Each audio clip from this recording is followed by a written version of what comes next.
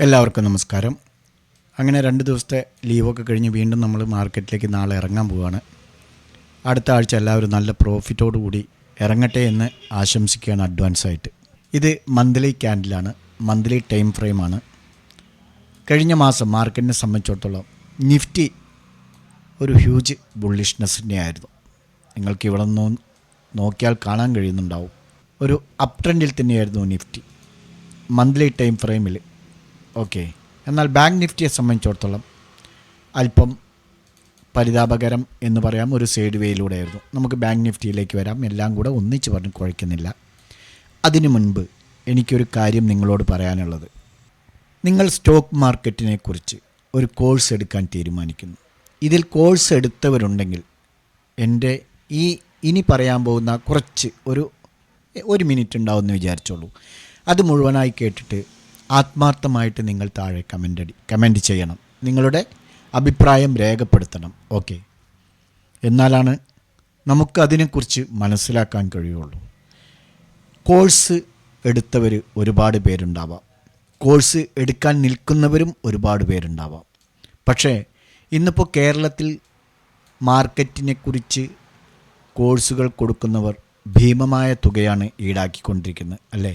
20,000-വും 25,000-വും മുതൽ മുകളിലോട്ടും താഴോട്ടും വാങ്ങുന്നവരുണ്ട്.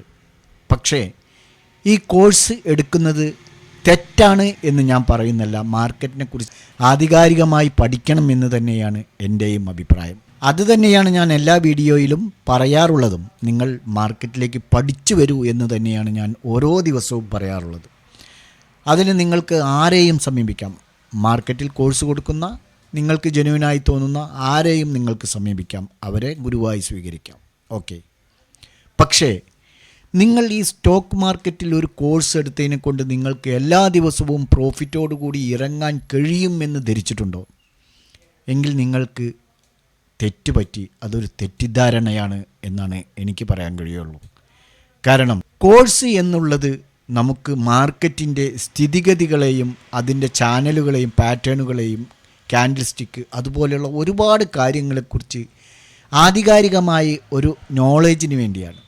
ഓക്കെ, നമ്മൾ പഠിച്ചു വയ്ക്കുന്നു മാർക്കറ്റ് ഇങ്ങനെയൊക്കെ, ഇവിടെ വന്നാൽ ഇങ്ങനെ പോകാം, അവിടെ വന്നാൽ ഇങ്ങനെ വരാം, ഈ പാറ്റേൺ രൂപപ്പെട്ടാൽ മുകളിലേക്ക് വരാം, അല്ലെങ്കിൽ ഈ പാറ്റേൺ രൂപപ്പെട്ടാൽ താഴേക്ക് വരാം, നാളെ സൈഡ് വേ ആയിരിക്കും, അല്ലെങ്കിൽ മറ്റന്നാൾ ഒരു അപ് ട്രെൻഡിനുള്ള സാധ്യതയുണ്ട് എന്നുള്ള എല്ലാം ഒരു പ്രഡിക്ഷൻ നടത്താൻ കഴിയുമല്ലാതെ 100% കൃത്യമായിട്ട് പ്രവചിക്കാൻ ആരെക്കൊണ്ടും മാർക്കറ്റിൽ കഴിയില്ല.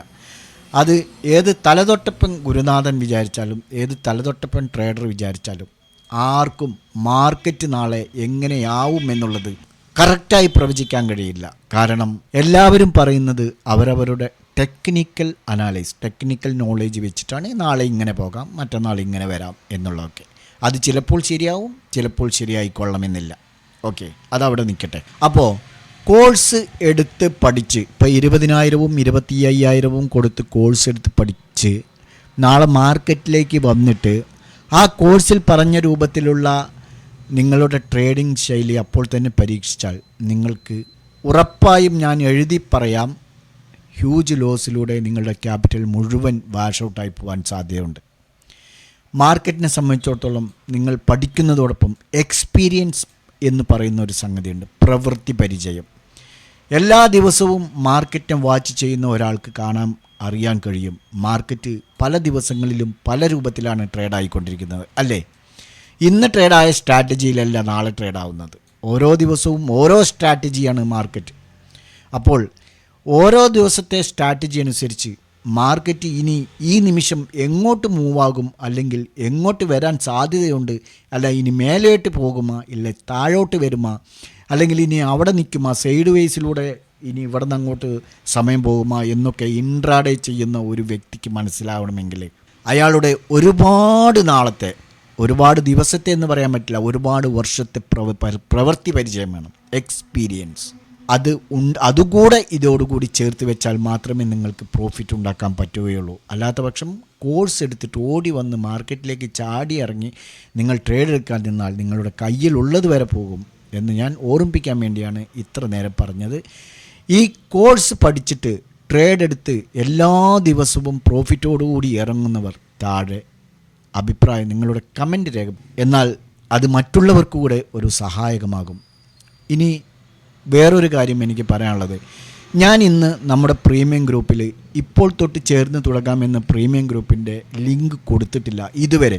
ഇപ്പോൾ ഞാൻ വീഡിയോ ചെയ്യുന്ന സമയം 6:45 6:34 ഈ സമയം വരെ ഞാൻ പ്രീമിയം ഗ്രൂപ്പിൽ ചേരാൻ തയ്യാറായിക്കോളൂ, അല്ലെങ്കിൽ ഇപ്പോൾ തൊട്ട് ചേർന്ന് തുടങ്ങാമെന്ന് ഞാൻ പറഞ്ഞിട്ടില്ല. കാരണം നമ്മൾ എത്രയൊക്കെ ആത്മാർത്ഥമായിട്ട് ഇവരെ നമ്മുടെ അടുത്തിരുത്തി പറഞ്ഞു കൊടുക്കുന്നത് പോലെ ഇതെടുക്കരുത്, അതെടുക്കണം, ഇങ്ങനെ ചെയ്യണം, ഇങ്ങനെ ചെയ്യരുത്, അത് ചെയ്താൽ നഷ്ടമാകും, ഇത് ചെയ്താൽ നിങ്ങൾക്ക് പ്രോഫിറ്റ് കിട്ടും എന്നൊക്കെ പറഞ്ഞ് ഓരോ ആളുകളുടെ പേഴ്സണലിൽ പോയും പറഞ്ഞ് മനസ്സിലാക്കി കൊടുത്തിട്ടും 50% ആളുകൾ മാത്രമേ പ്രോഫിറ്റിലേക്ക് എത്തുന്നുള്ളൂ എന്നുള്ളൊരു സങ്കടകരമായ ഒരു അവസ്ഥ. ഞാൻ ഇരുന്ന് ചിന്തിച്ചു, എന്തിന് മറ്റുള്ളവരുടെ ഈ കുറച്ച് പൈസ ആഴ്ചയ്ക്ക് ഒരു 500 രൂപ വാങ്ങിയിട്ട് അല്ലെങ്കിൽ മാസത്തിലൊരു 1000 രൂപ വാങ്ങിയിട്ട് അവർക്ക് പ്രോഫിറ്റിലേക്ക് എത്തുന്നില്ല. അവർ എങ്ങനെ ട്രേഡ് ചെയ്താലും അവർ പ്രോഫിറ്റിലേക്ക് എത്തുന്നില്ല. അതാണ് സങ്കടകരമായ കാര്യം. നിങ്ങൾ ചിന്തിക്കേണ്ടത്, നിങ്ങൾ കറക്റ്റായിട്ട് നമ്മളെ ഫോളോ ചെയ്യുക. മാത്രമല്ല, നിങ്ങൾക്ക് ബേസിക് നോളജ് ഇല്ലാതെ ദയവ് ചെയ്ത് നിങ്ങൾ ഞങ്ങളോട് പ്രീമിയം ഗ്രൂപ്പിൽ ചേരരുത്. മനസ്സിലായില്ലേ? ഒരു എക്സാമ്പിൾ ഞാൻ പറയാം. ഒരു 120 രൂപ സ്ട്രൈക്ക് പ്രൈസുള്ള ഒരു നിഫ്റ്റി 100 രൂപ വന്നാൽ എടുക്കാം എന്ന് പറഞ്ഞ് കൊടുക്കുമ്പോൾ ഈ 100 രൂപ എത്താതെ 101-ലും 102-ലും 103-ലും 105-ലും ഇങ്ങനെ കളിക്കുക മിനിറ്റുകളോളം. അപ്പോൾ ഒരു ട്രേഡർ എന്നുള്ള നിലയ്ക്ക് എന്താണ് ചെയ്യുക അവിടെ? ഇനി ഇത് താഴേക്ക് വരാനുള്ള സാധ്യത ഇല്ല തോന്നുന്നു.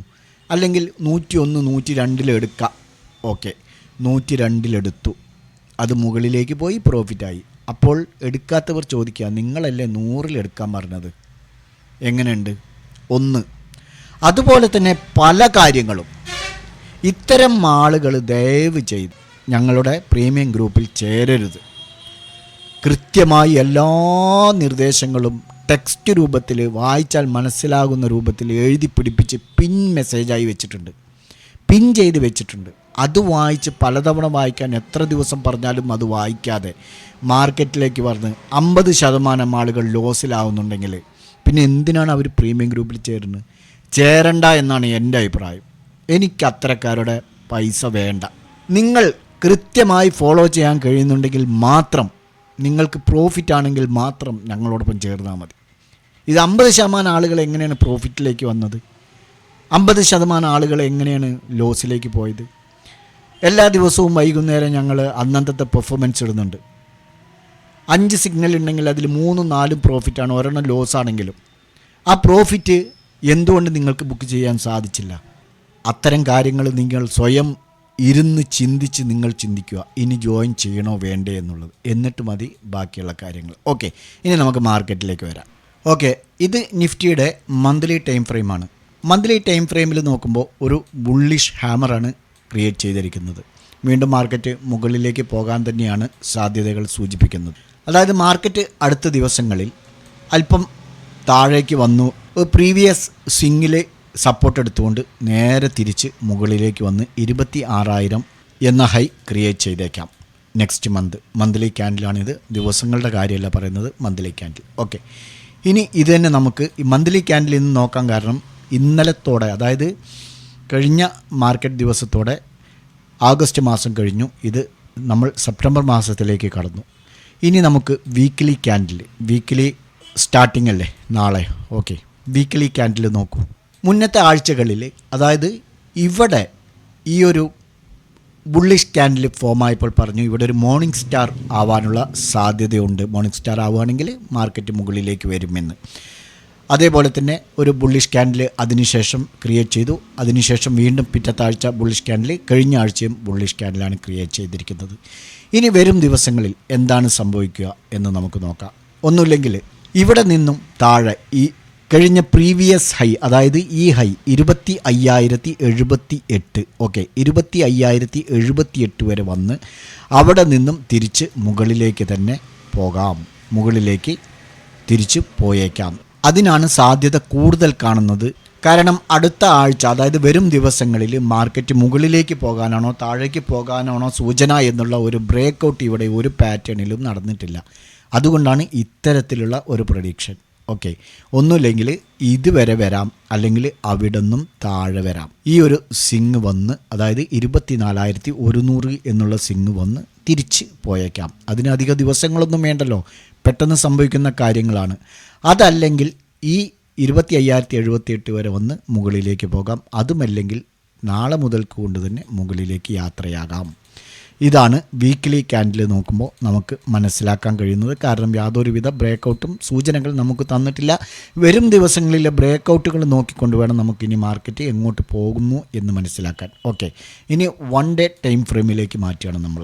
1 ഡേ ടൈം ഫ്രെയിമിലേക്ക് മാറ്റുമ്പോൾ നോക്കൂ, ഒരു ഫേക്ക് ബ്രേക്കൗട്ടാണ് നമുക്ക് തന്നിരിക്കുന്നത് അല്ലേ. ഒരു ഫേക്ക് ബ്രേക്കൗട്ട് തന്ന് ഇവിടെ ഇനി നാളെ ഇതിന് താഴെ ഒരു ക്യാൻഡിൽ, റെഡ് ക്യാൻഡിൽ ഫോമായി കഴിഞ്ഞാൽ മാർക്കറ്റ് നേരെ താഴേക്ക് തന്നെയാണ് വരിക. നേരെ താഴേക്ക് വരാം. താഴേക്ക് വന്ന് നേരത്തെ പറഞ്ഞ 24,000 ഈ സ്വിങ് 24,100 എന്നുള്ള ഈ സപ്പോർട്ട് എടുത്ത് തിരിച്ച് മുകളിലേക്ക് പോകാം.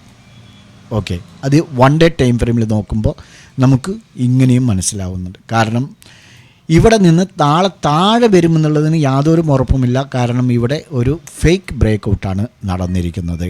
ഓക്കെ, അതേസമയം ഇവിടെ നമ്മൾ വേറൊരു കാര്യം ശ്രദ്ധിക്കുക എന്നുള്ളത്, ഡേ ക്യാൻഡിലിനെ സംബന്ധിച്ചിടത്തോളം ഓരോ ദിവസവും മാർക്കറ്റ് ഒരു അപ്പ് ട്രെൻഡിലാണ്. പക്ഷേ ഇവിടെ നോക്കൂ നിങ്ങൾ, ഒരു ഇത്രയും ദിവസങ്ങളിൽ ഇവിടെ ഒരു വലിയ റെഡ് ക്യാൻഡിൽ, ഇവിടെ ഒരു ബിഗ് ഗ്രീൻ ക്യാൻഡിൽ ഫോം ആയിട്ടുണ്ട്. ബാക്കി എല്ലാം തന്നെ ഒരു അപ്പ് ട്രെൻഡിൽ സൈഡ് വേയിലൂടെയാണ് പോയിരിക്കുന്നത്. ഒരു സൈഡ് വേ മാർക്കറ്റിലാണ് പോയിരിക്കുന്നത്. കഴിഞ്ഞ 9 ദിവസങ്ങളുടെ കാര്യം എടുത്ത് നോക്കിയാൽ തന്നെ നമുക്ക് മനസ്സിലാക്കാൻ കഴിയും. നോക്കൂ, ഇവിടെ നിന്ന് എടുത്തു കഴിഞ്ഞാൽ ഇതാ എത്ര ക്യാൻഡിലുണ്ട് ഇവിടെ? 1 2 3 4 5 6 7 8 9.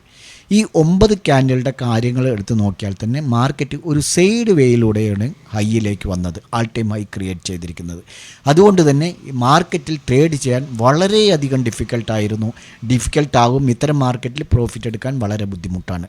അതാണ് പറഞ്ഞു വന്നതിൻ്റെ സാരം. ഓക്കെ, അപ്പോൾ നമുക്ക് ഡേ ടൈം ഫ്രെയിമിലും ഇങ്ങനെ സംഭവിക്കാം. ഇനി നമുക്ക് നാളെ ട്രേഡ് ചെയ്യാനുള്ള 1 അവർ ടൈം ഫ്രെയിമിൽ എന്താണ് സംഭവിക്കുക എന്നുള്ളത് കൂടെ നോക്കാം. എന്നിട്ട് നമുക്ക് ബാങ്ക് നിഫ്റ്റിയിലേക്ക് കടക്കാം. നോക്കൂ, കഴിഞ്ഞ വെള്ളിയാഴ്ച ഗ്യാപ്പ് അപ്പ് ഓപ്പണിംഗ് നടത്തി നേരെ താഴെ വന്ന് പിന്നീട് അവിടെ നിന്ന് അങ്ങോട്ടൊരു സൈഡ് വേ.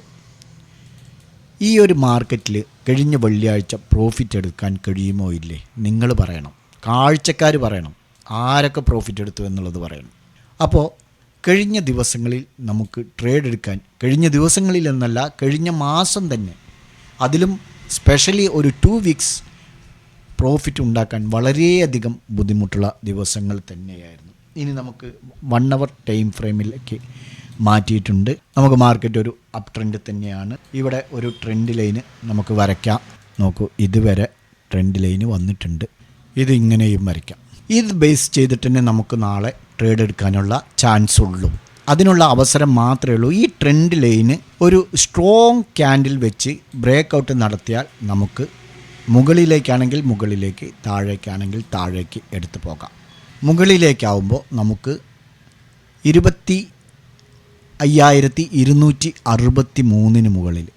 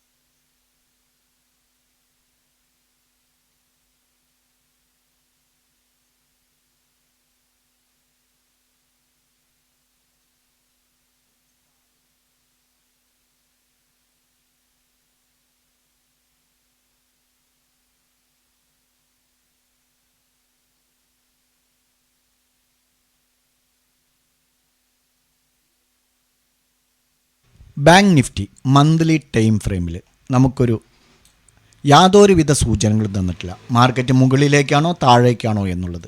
പക്ഷേ മാർക്കറ്റിൻ്റെ ട്രെൻഡ് അനുസരിച്ച് മാർക്കറ്റ് ഒരു അപ് ട്രെൻഡിലാണ് എന്നുള്ളത് നമുക്ക് മനസ്സിലാക്കാൻ കഴിയുന്നുണ്ട്, അല്ലേ?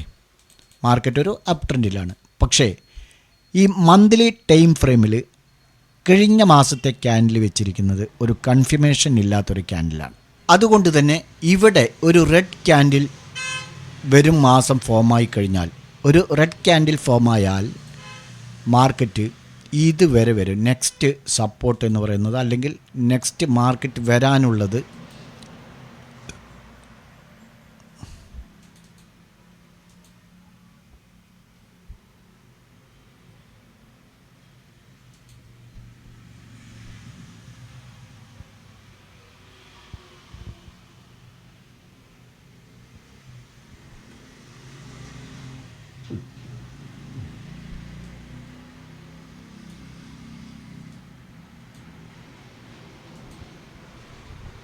അടുത്ത് നമ്മൾ ബാങ്ക് നിഫ്റ്റിയാണ് നോക്കുന്നത്. ബാങ്ക് നിഫ്റ്റി മന്ത്ലി ടൈം ഫ്രെയിമിലേക്ക് മാറ്റിയാണ്. മന്ത്ലി ടൈം ഫ്രെയിമിലേക്ക് മാറ്റി.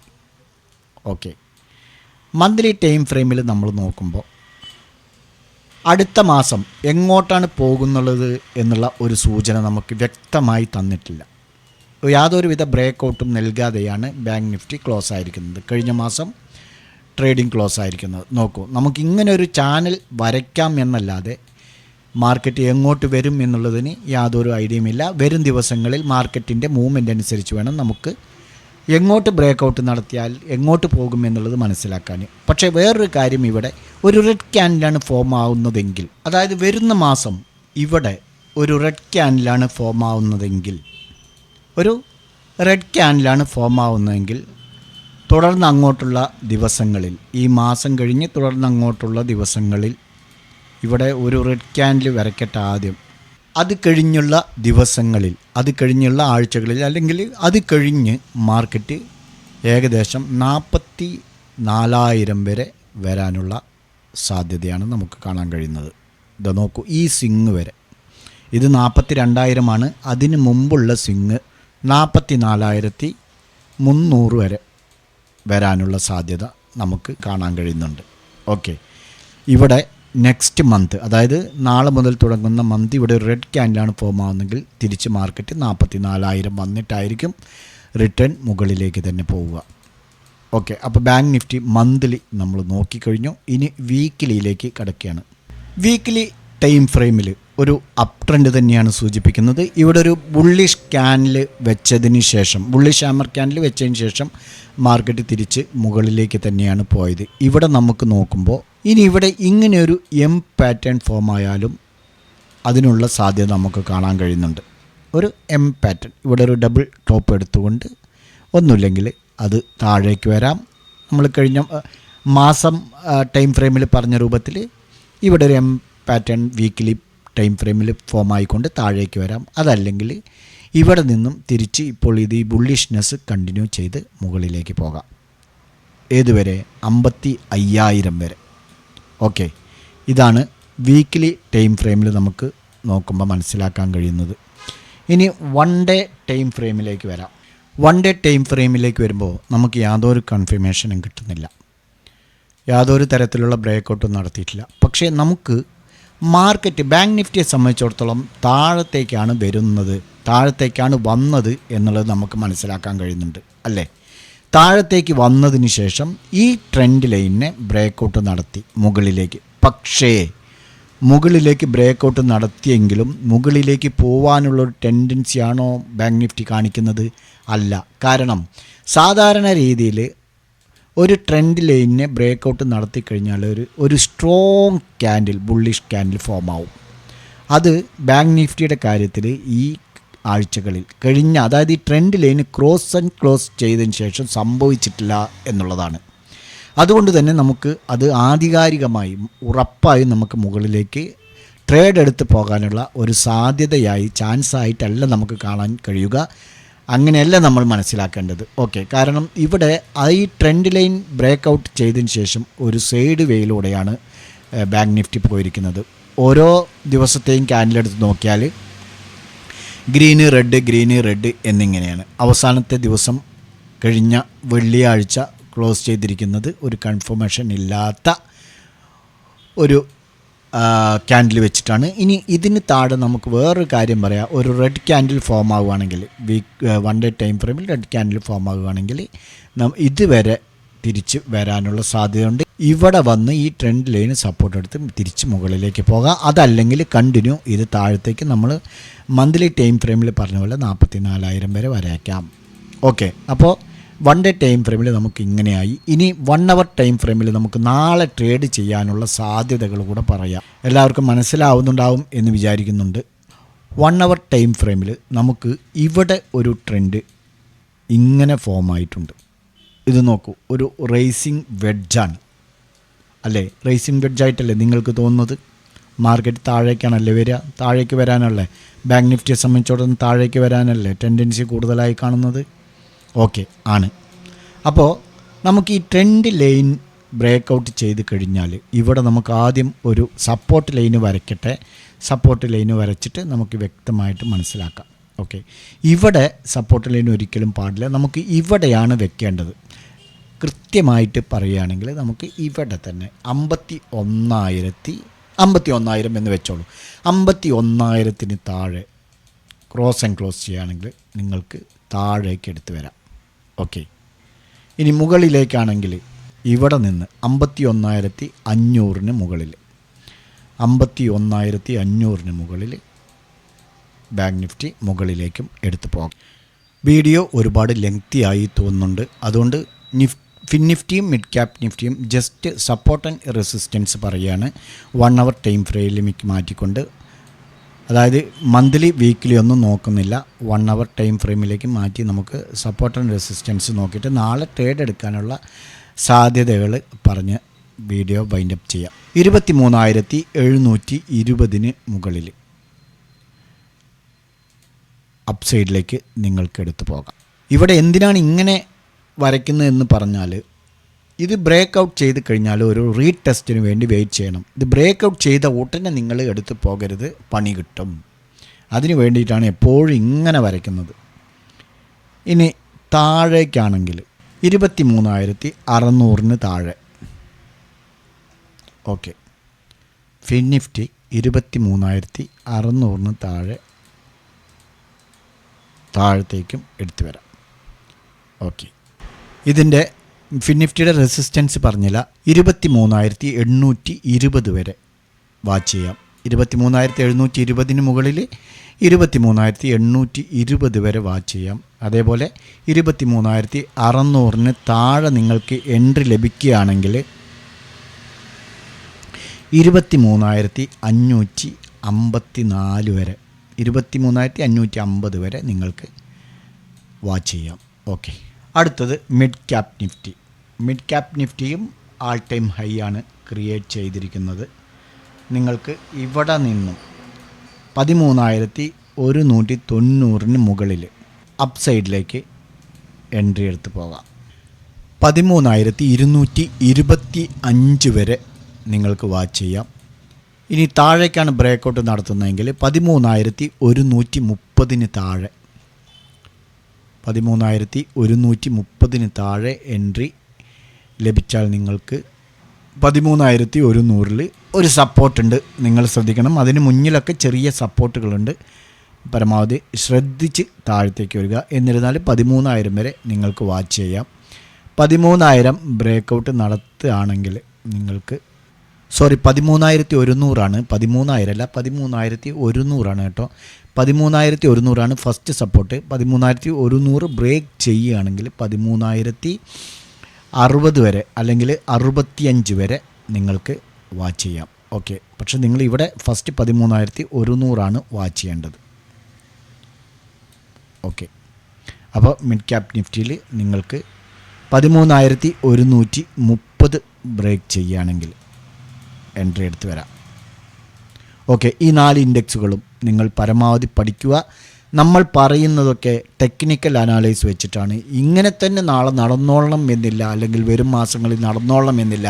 ഞാൻ വീഡിയോയുടെ തുടക്കത്തിൽ പറഞ്ഞ പോലെ ആർക്കും ഒന്നും പ്രവചിക്കാൻ പറ്റില്ല. മാർക്കറ്റിനെ കുറിച്ച് പഠിച്ചു വെച്ചത് പറയുക എന്നല്ലാതെ അത് ചിലപ്പോൾ ശരിയാകാം, ചിലപ്പോൾ അതിന് വിപരീതമാവാം. ഏതായിരുന്നാലും കാര്യങ്ങൾ മനസ്സിലാക്കിക്കൊണ്ട് ട്രേഡ് എടുക്കാൻ ശ്രമിക്കുക. ഞങ്ങളുടെ വീഡിയോ എഡ്യൂക്കേഷൻ പർപ്പസിന് വേണ്ടി മാത്രമാണ്. നാളെ നിങ്ങൾ ട്രേഡ് ചെയ്യുന്നവരാണെങ്കിൽ നല്ലൊരു പ്രോഫിറ്റബിൾ ഡേ ആവട്ടെ എന്ന് ആശംസിച്ചുകൊണ്ട് നിർത്തുന്നു. ബൈ.